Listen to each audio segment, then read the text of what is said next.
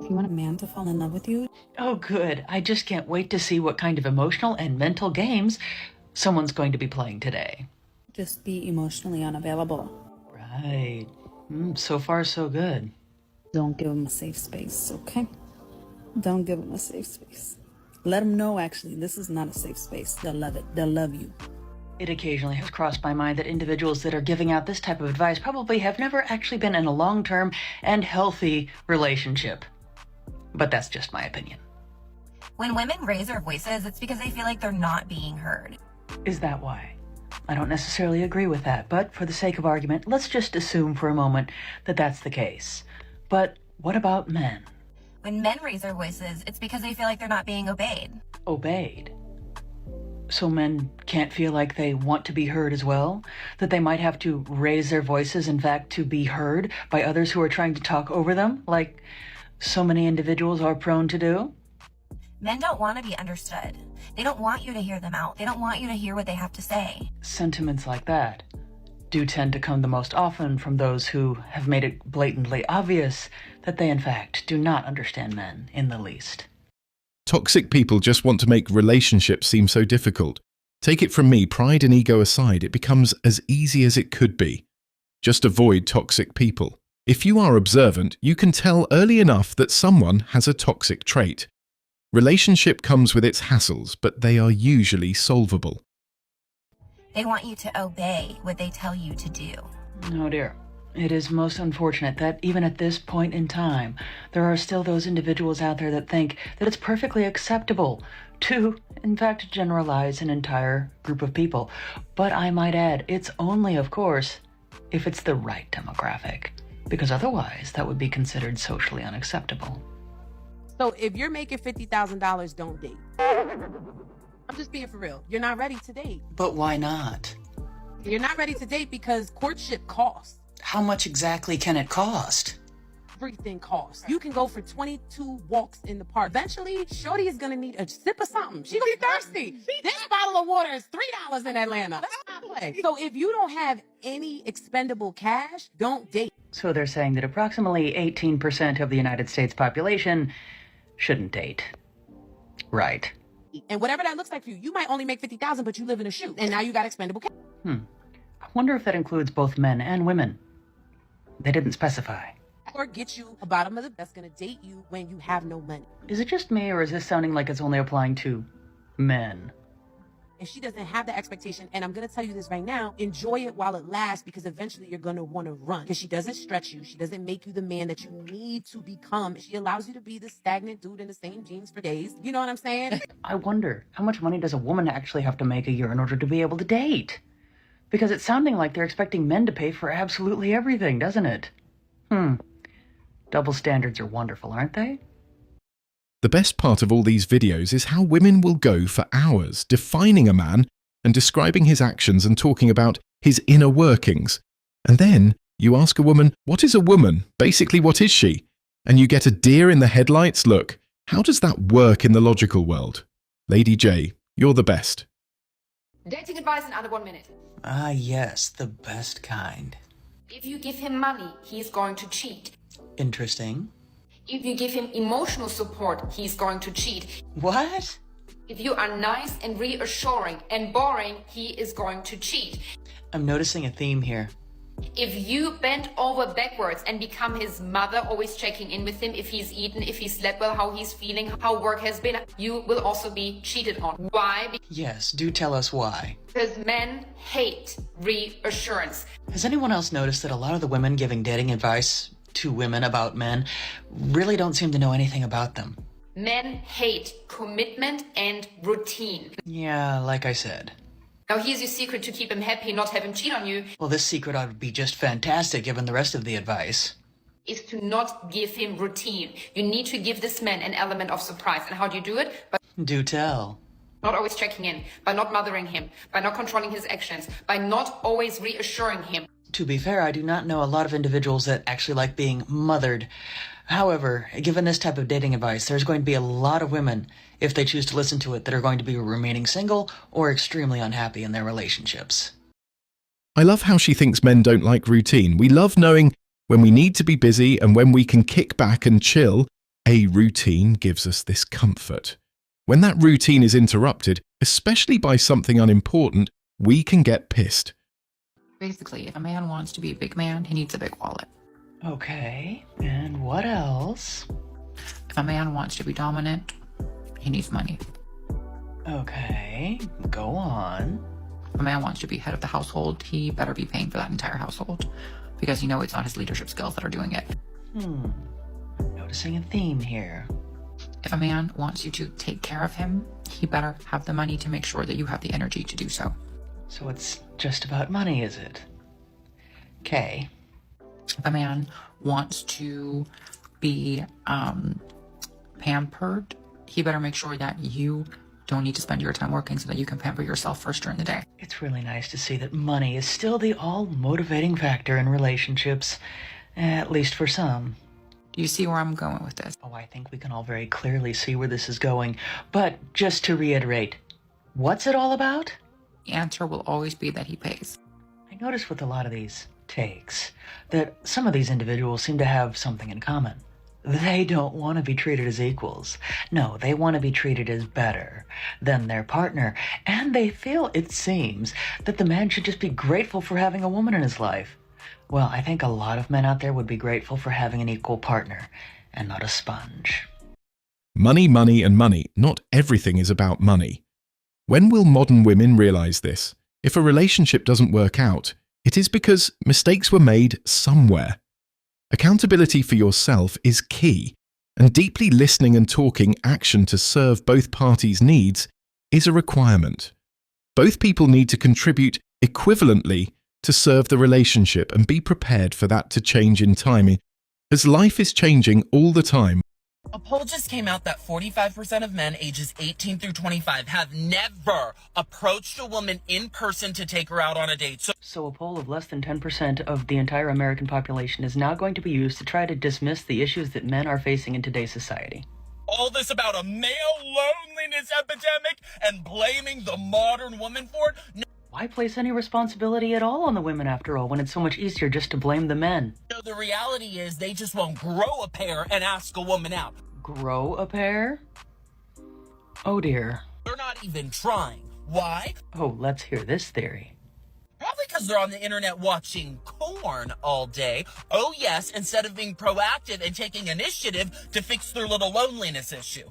Really? Most men of that age group are likely, if not working all day, they're in college. But go on. So this talk of, the body counts and it's women's fault and they're scared of feminism, that's why they won't approach the woman. No, all of that's just a cope. No, that's not a cope. That's some men actually having standards and sticking to them. Because 55% of men are doing the work and going and asking women out and fixing their loneliness and finding partnership. 55% of men 18 to 25, remember?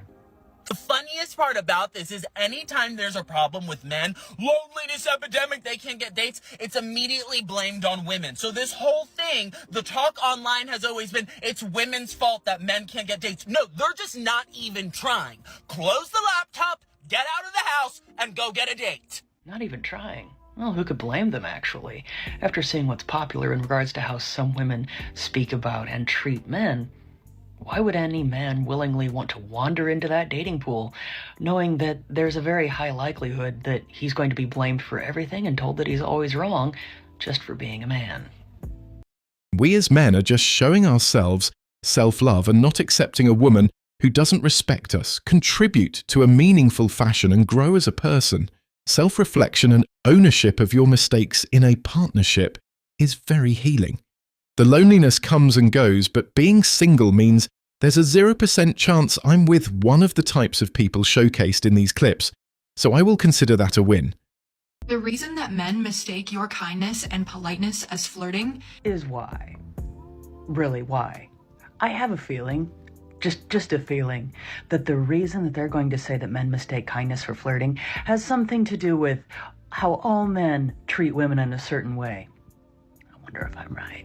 is because they themselves would never be kind or polite to someone they weren't attracted to. It's not even that fun to be right anymore, because it seems like many individuals out there like to demonstrate their ability to try to put an entire group of people into a box and paint them all with the same brush, simply because it's easier to do that than actually think critically and realize that people are individuals.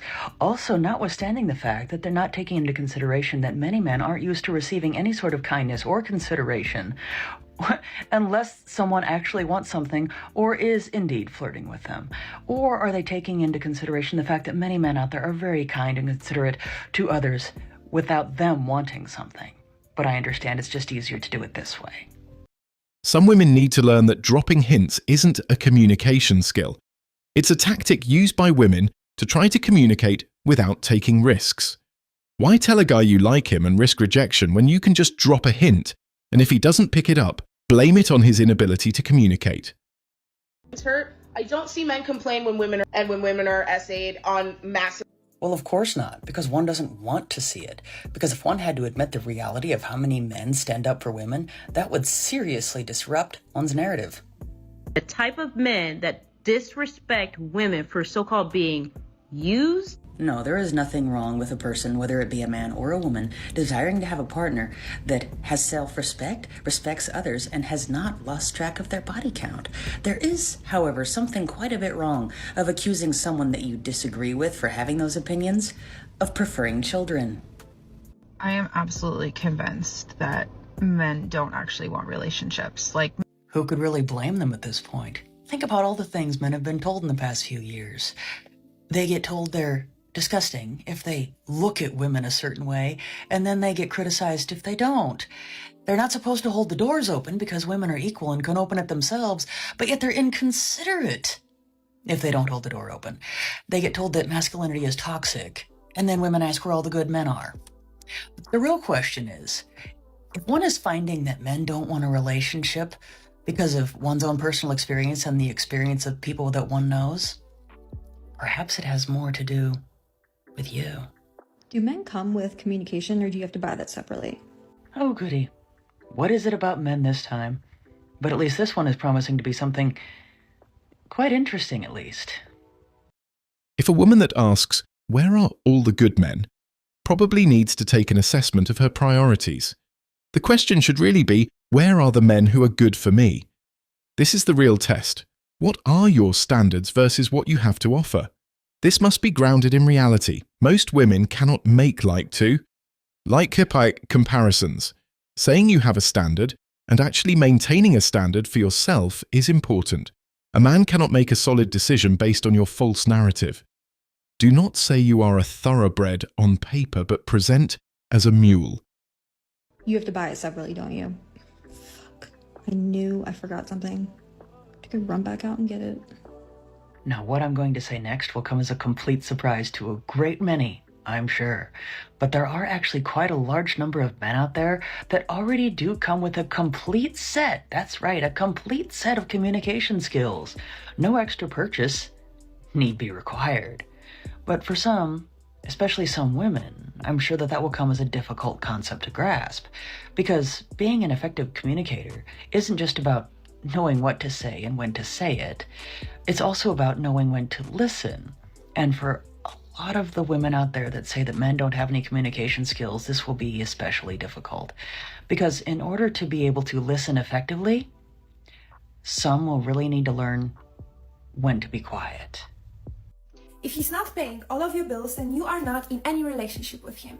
So if a woman insists on paying her own bills, even if she considers herself to be in a relationship with someone, according to this person, they're not actually in a relationship because he's not their sugar daddy. Why the hell would you give him a full access to you if he's the only person who benefits from that relationship?